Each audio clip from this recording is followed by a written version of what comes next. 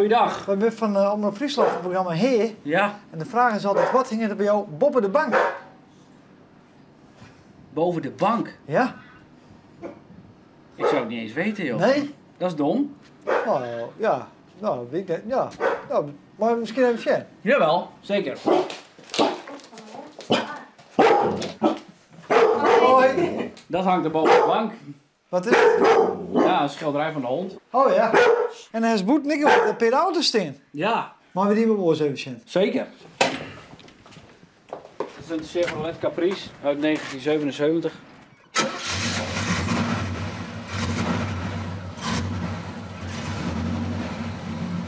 Denk je het dan om het lood? Ja, dat is toch machtig mooi. Ja? Ja.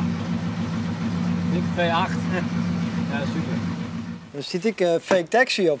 Ja. Nou. Ik denk dat de mensen zelf maar moeten uitzoeken wat dat is. Ja? Ja.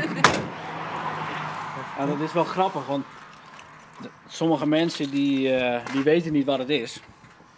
En die zijn dan vooral moeders bijvoorbeeld naar hun kinderen. Oh kijk, het is een neppe taxi. Ja, die vertalen het echt te letterlijk, zeg maar. Ja, dan zitten wij weer te grinniken in de auto van dat is niet helemaal wat het is. En ben je ook een beetje een autoliefhebber of? Nou ja, ik heb net die Mini, maar hij doet niet meer. Nee.